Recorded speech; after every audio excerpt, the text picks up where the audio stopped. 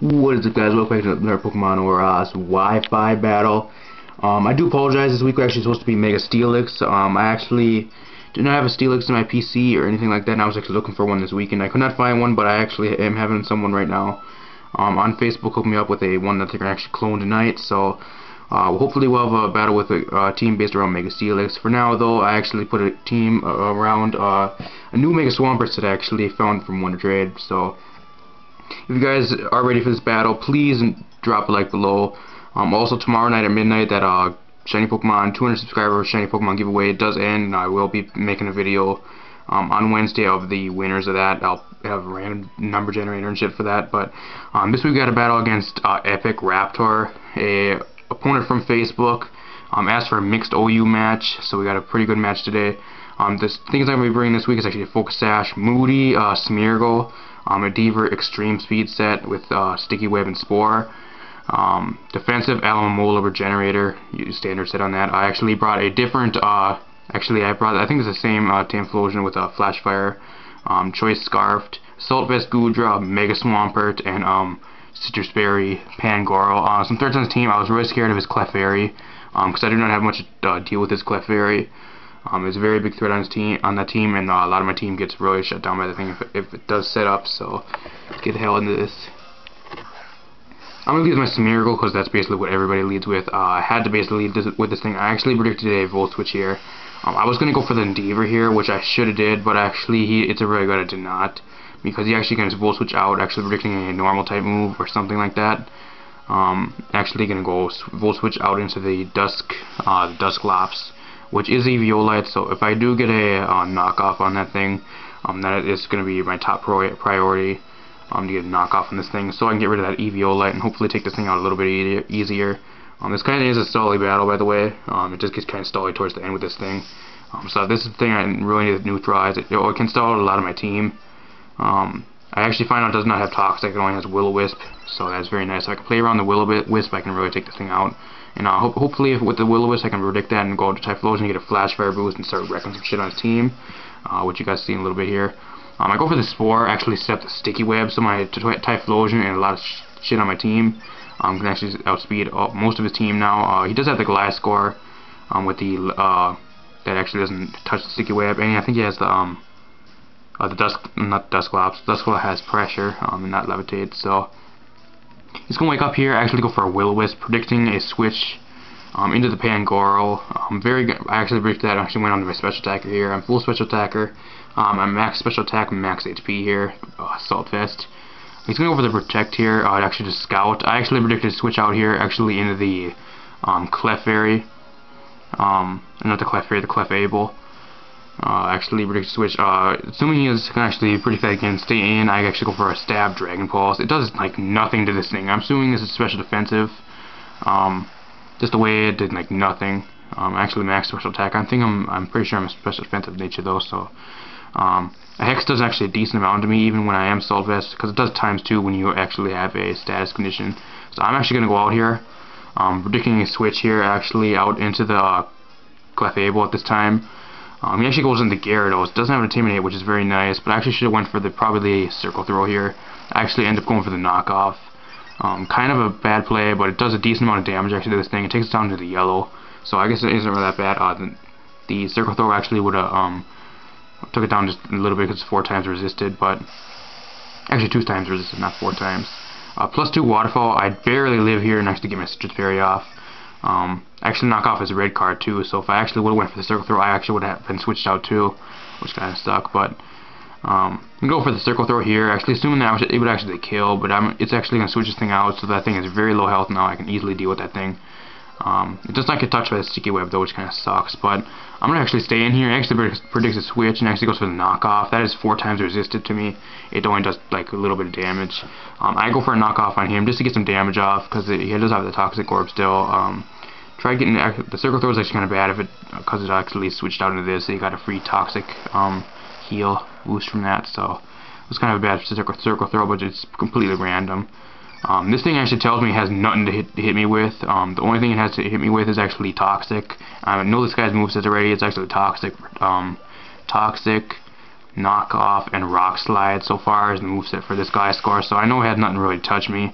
I actually circle throw it out because I have nothing to really touch it back. I could go for a Storm Throw and try getting a critical hit, but a crit wouldn't really do too much to that anyways. Circle Throw actually throws me out into the Triforce, which is actually a reference to Shady Penguins, actually. Hydreigon, that's what he usually names his, but I actually try going for the Storm Throw here, getting a crit for guaranteed crit to get this thing dead. But he's actually going to outspeed over the Dragon Pulse. I actually go into my Groudra here. Since I am a Assault Vest, I do eat it up and leave on 5, and able to go for a Dragon Pulse here and able to take this thing out. He's not able to take me out. It's basically one of those things where it's exchange for exchange. I was able to live his hit. He's not able to live mine since Hydreigon has bad special defense. However, it is going to be a double down here because he does have the burn on me from the Dusclops. So that's kind of sucks because to double down here. I actually predicted him to actually go into the Magnetric again, so I actually go into Swampert here. He actually goes into the Gyarados, which kind of sucks, but he's going to go for as much damage as he can. I'm just going to go for the I think I actually go for the Ice Punch here. Either Ice Punch or the Waterfall, I'm pretty sure I go for. I'm going to go for the Earthquake. I was actually lucky for me because that actually is not stab. If you would have went for the Waterfall there, actually would have been neutral. So luckily, I think that the Waterfall would have did a little bit more than me because it would be stab. Because the Earthquake actually isn't stab for Gyarados. Because Gyarados is flying water type, so he's going to go to Dusclops here. I cannot afford my Mega Swampert to actually be burned, so I need to keep this thing around for that Magnetric. It's the only thing on my team that really checks that thing well, and the only thing Magnetric can actually do to me is Hidden Power Ice, or Hidden Power Grass if it does carry it, but I'm assuming Hidden Power Ice. I predict the Will-O-Wisp to go into Pompeii. I am Choice Scarfed. I'm at plus 1.5 Fire type move damage right now. Plus I'm max special attack, max speed, timid nature. He goes under the Gliscor, actually predicting actually thinking actually eat one up, but no way he's eating that up. That is a free kill right there. That is very nice. That is really Stally Poke right there. This thing actually might have actually I don't think that would outspeed me, but Sticky Web is going to come into play here. This actually almost one-shots. He actually goes for the Moonblast here because he has nothing else to hit me with, I'm assuming. Otherwise he probably would have went for the neutral hit. I'm assuming this thing is like carrying Moonblast, Flamethrower for steel types, and probably Ice Beam or something. So he went for the stab. He did the best play he could. It still does nothing though. I still have a decent amount of HP where the plus 1.5 times from the Flash Fire boost will actually boost it up for the HP I lost. So basically I'm just at high HP now and just not with any boost. Like before I was at full HP plus I had a little bit extra power, but now I'm just at basically like full HP for Eruption power usually. I stay in here actually going for the Eruption, see how much it does from this range. Kind of sucks now because you can get a Pain Split off. I actually didn't really predict this. I actually thought he was carrying a rest set, the way he was switching in and out for this thing. Because a lot of Dustiners actually like to run a rest Sleep Talk set with Will-O-Wisp and I think Shadow Punch or Shadow Sneak. Or Nightshade too. Like to run that. But he's going to go for another Hex here. I'm not special defensive, so the Hex is going to do a lot. He actually avoids the Toxic really bad. If I would have got the Toxic land right there, that would have been pretty good because I can actually stall this out. But the burn, I don't really care about the burn because the burn is just going to do this, basically just counteracting my leftovers. There's nothing really the burn can do to me. I have the Regenerator. If I do need to switch out, I can. I actually predicted him to actually switch out into the Magnetar here, so I just go for the Toxic again, because I would like Toxic most of the shit on the team anyways, because I can stall it out with a lot of stuff, and I still do have a lot of stuff on my team that can actually stall out. I can always fodder some stuff off for some Toxic damage time too, so I still have the Smeargle back in the back once that Dusclops gets out of the way. I cannot touch the Dusclops with my Smeargle, so if that's the thing still around, I need to save that for Death Fodder in case I do need it. But once the Dusclops does go away, actually might actually outspeed. I don't think I'll outspeed this thing, but I'm actually go for a stab extreme speed with the Smeargle if I do need some extra damage. I actually predict an electric move here. He actually predicts me going to the Swampert and actually goes for a Hidden Power Ice. It doesn't do too much because it's neutral and it's not stab. That's actually a crit there, so I actually did a lot more than actually supposed to be. But toxic damage is going to rack up here. He's actually going to predict the earthquake here. Next, go out to the Dusclops again. The Dusclops is getting kind of low on health by now after these earthquakes. I think I could catch a crit here too, because he got a crit HP ice, so I guess the game decides to turn the favor back to me. This does a decent amount of damage, and without the crit actually probably would have not even did half, which is how bulky Dusclops is with the EVO light. If you don't get rid of that, it's really hard to take out. And unfortunately for me, I could not get rid of the EVO light with my knockoff Pangoro, so that's really sucks. He actually predicts a switch again out into the Alamo mode. Doesn't even bother going for the burn because he knows I still have the Alamo in the back. Goes for the Hex. Does a decent amount of damage because I'm not special defensive. I'm actually max defense, max HP. I think I'm Impish Nature because I carry Aqua Jet on this for an only attacking move. But bad thing about Alamo mode, it gets completely walled by Steel types, which kind of sucks. But you have to have something to counter Steel types.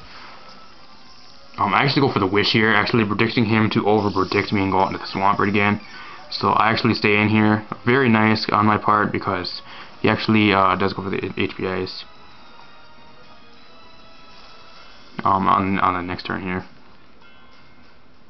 I'm actually going to protect here actually. Does it get some more toxic damage on him?